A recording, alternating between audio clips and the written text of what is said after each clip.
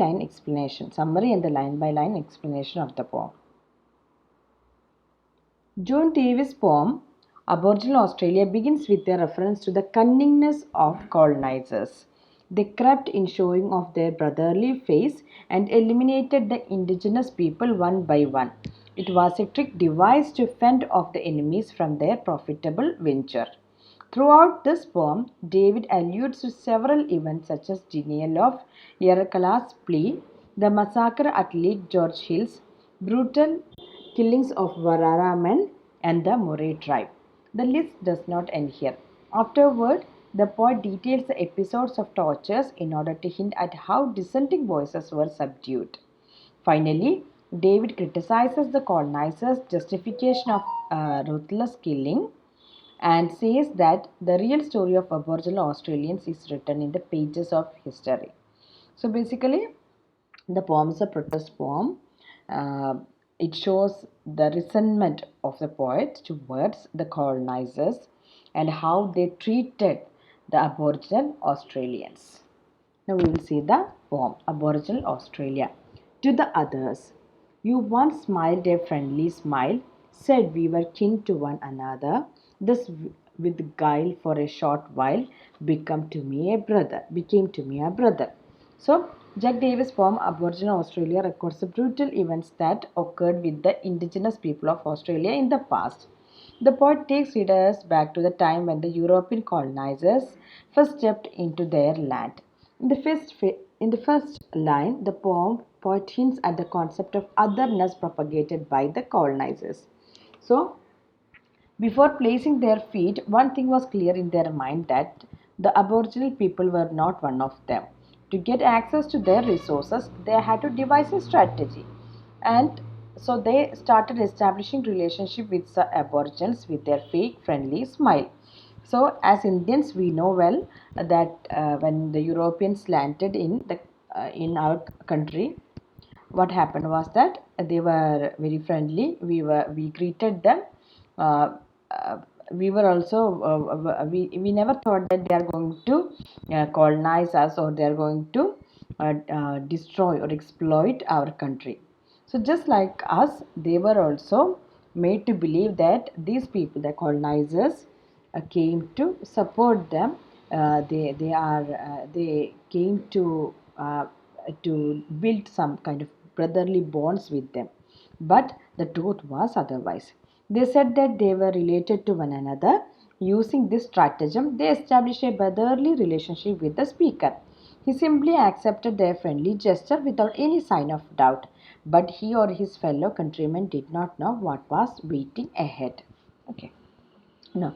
Then you swamped my way of gladness, took my children from my side, snapped shut the law books, oh my sadness, at Yerakalas, please denied. Plea denied. So in these lines, the poet describes that their crafty brotherhood caused to the Aboriginal people. After understanding their simplicity, they showed their real face. According to the speaker, the colonizers swamped their lives with oppression and suffering. It hampered their naive course of life. One by one, the rulers took their children away. They snapped shut their traditional law books. Not only that, they even destroyed their cultural values. In the following line, the poet alludes to Yerrakala Bank bark petitions of 1963. That was a real incident. The colonial government took land from the Aboriginal Yolanku people, a tribal people, and then it made them submit two bark petitions in the parliament. However, their plea was denied. In this way, the poet hints at how the lands of Aboriginals were sacked by the colonizers. They did not even bother to hear their concern. Like we had lots of laws.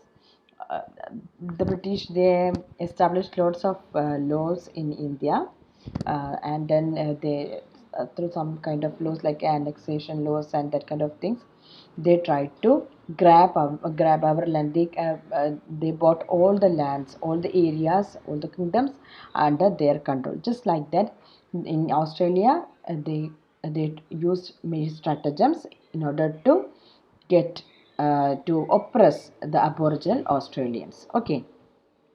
So I remember Lake George Hills, another real incident.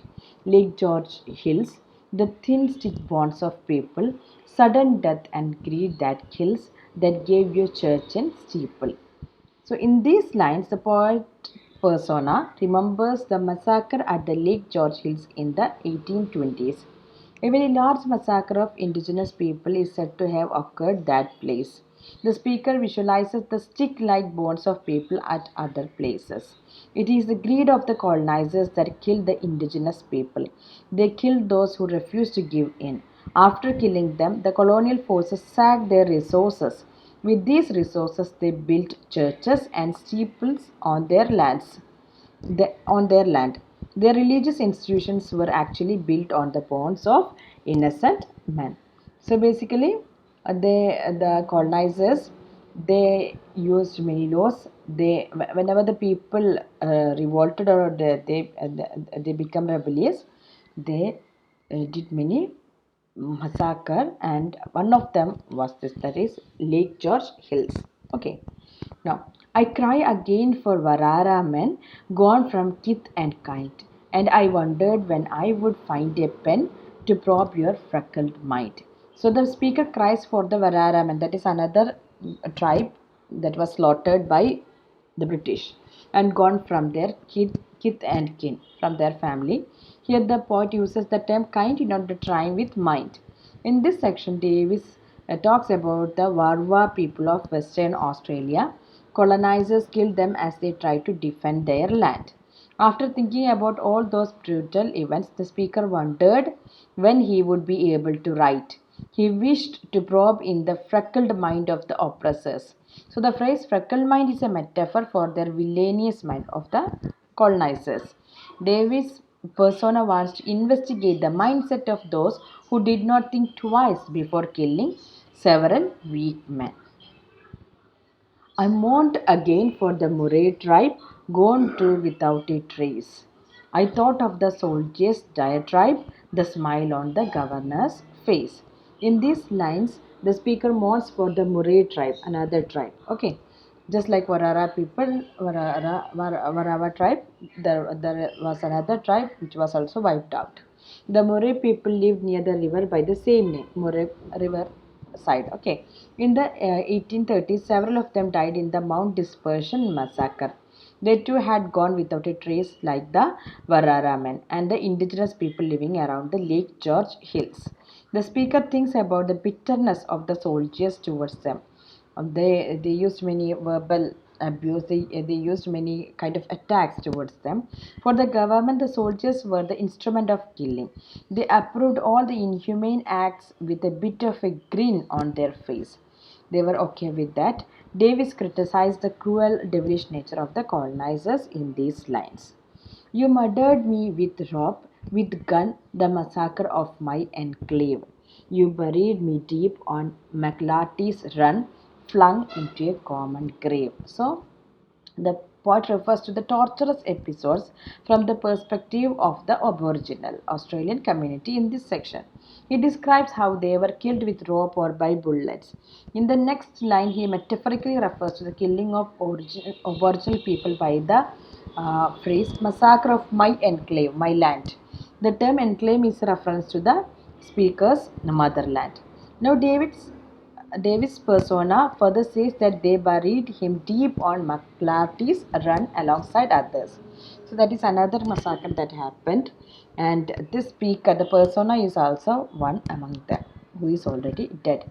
It means the speaker of this poem is none other than one who died in the massacre. In this poem, he speaks up against the atrocities of the European colonizers. You propped me up with Christ, red tape, tobacco, grog, and fears, then disease and lordly rape through the brutish years. Davis uses a Christian alluding in the 26th line, that is, he alludes to the crucifixion of Christ and says that his persona was propped upon the cross, just like a sacrifice for the in order to quench the greediness of the colonizers. These people were sacrificed just like Christ. His mouth was kept shut using red tapes. The color red symbolizes the colonial rulers. They forced him to take tobacco and grog, a kind of alcoholic drink. Their torture did not stop here.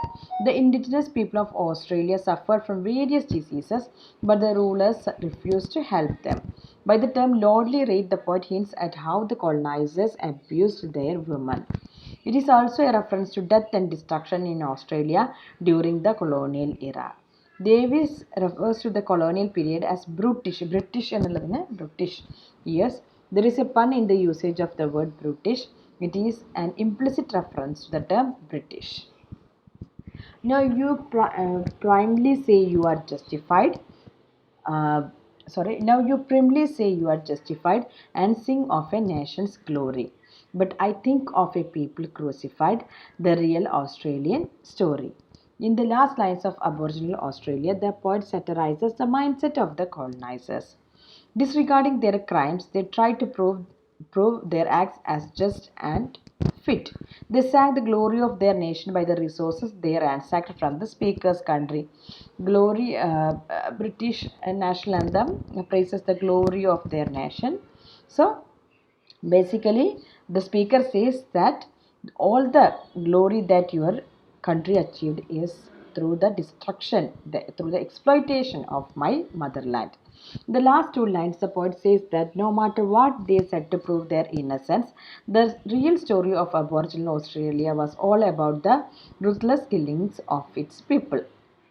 In this way, Davis not only points out the torturous episodes of the colonial era, but also ironically comments on the colonizers' cruel mindset. Okay, so this is the poem Aboriginal Australia.